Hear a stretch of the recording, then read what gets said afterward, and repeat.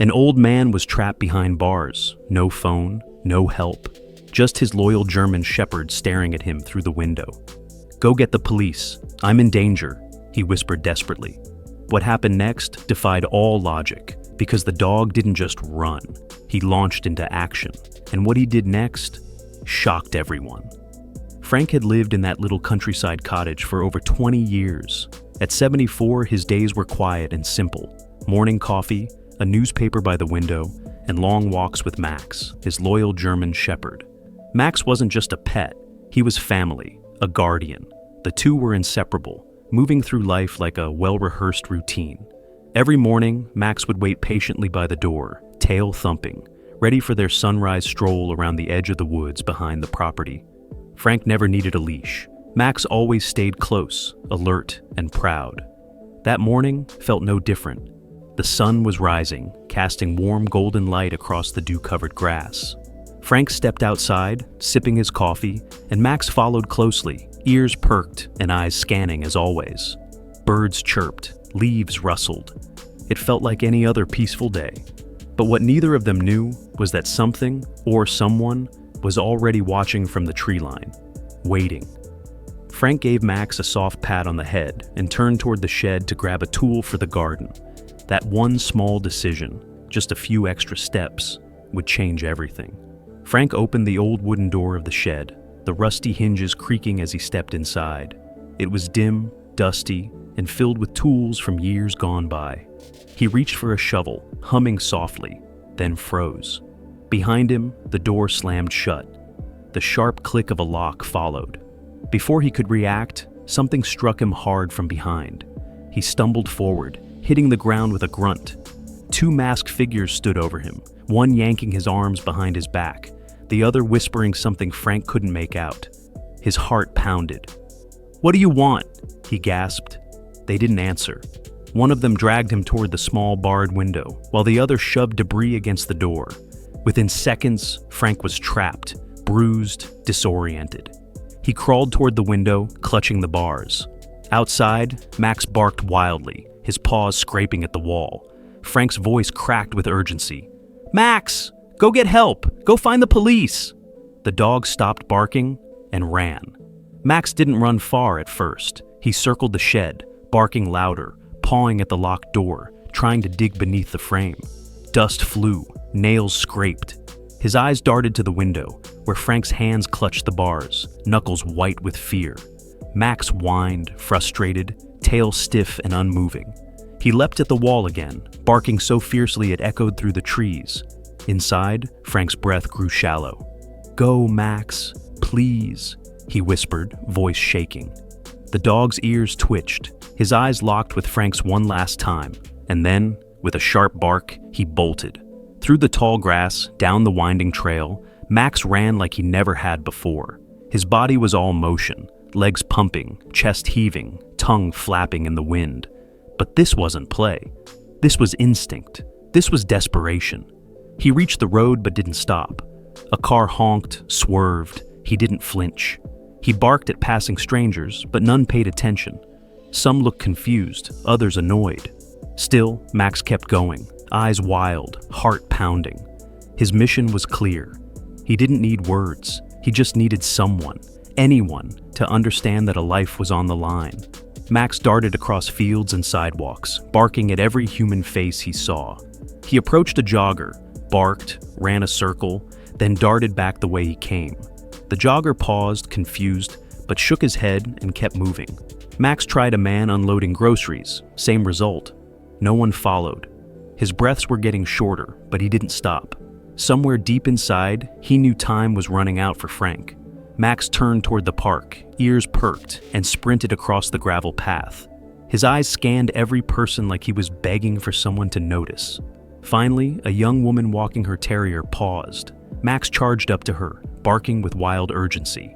He jumped, circled, barked again, then ran a few steps away, stopped, then barked again, eyes locked on her. She hesitated.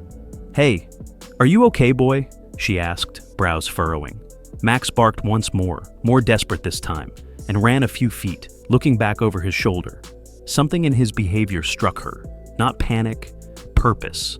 She dropped the terrier's leash, turned, and said, "All right, show me." Max took off, and this time, someone followed. The woman jogged after Max, heart racing, her curiosity quickly turning into concern. The German Shepherd moved with focused urgency, glancing back often to make sure she was still behind him. "Where are you taking me?" she called out, but Max didn't slow. His paws pounded the dirt, heading straight into the woods. Branches whipped past her arms as they moved deeper off the main trail. The trees grew thicker, the air heavier. Doubt crept in. What if this is a mistake? But she pressed on. Max suddenly stopped, barking furiously at a rusted shed hidden among the trees. She stepped closer and froze. A man's voice, weak and broken, called out from behind the barred window. "Help! Please!" Her blood ran cold. She pulled out her phone with trembling hands and dialed 911. Max stayed by the door, growling low, body rigid. This wasn't just a lost dog. This was a rescue mission, and she had just become part of it. The woman dropped to her knees beside the shed's window, eyes locking onto Frank's pale face. He was slumped against the wall, bruised and barely conscious. "Hang on! Help is coming!" she said, trying to keep her voice steady. She shouted through the window, asking if he could move, but Frank weakly shook his head. Inside, it was cold and dark. Dust floated in narrow beams of light. The old man looked like he hadn't had water in hours. Max whined beside her, then barked at the door with renewed urgency, refusing to leave his post. She relayed everything to the 911 operator: location, condition, everything she could see. The dispatcher confirmed the help was en route. Max paced between the shed and the trail, barking at the sound of distant sirens growing louder. When she reached through the bars to touch Frank's hand, he whispered hoarsely, "You followed the dog?" She nodded, eyes welling. "Yeah, he wouldn't let me ignore him." Max stood guard, head high and alert. Not once did he sit or relax. He knew this wasn't over, not until Frank was safe and free again. Red and blue lights flashed through the trees as two police SUVs pulled up, gravel crunching under their tires. Officers jumped out, taking in the scene with raised brows. The woman quickly pointed to the shed. "He's inside, locked in. The dog led me here." Max barked sharply, circling the door. One officer peered through the barred window, then nodded. "We need to break it open." With a swift blow from a crowbar, the old wooden door gave way. It creaked open slowly, revealing Frank collapsed inside, barely conscious, but alive. Max was the first to enter. He rushed to Frank's side, nuzzling his face, whining with relief. Frank weakly reached up, fingers tangling in the dog's fur. "You did it, boy," he whispered. "You really did it." An officer helped Frank to his feet, wrapping him in a blanket as medics checked his pulse.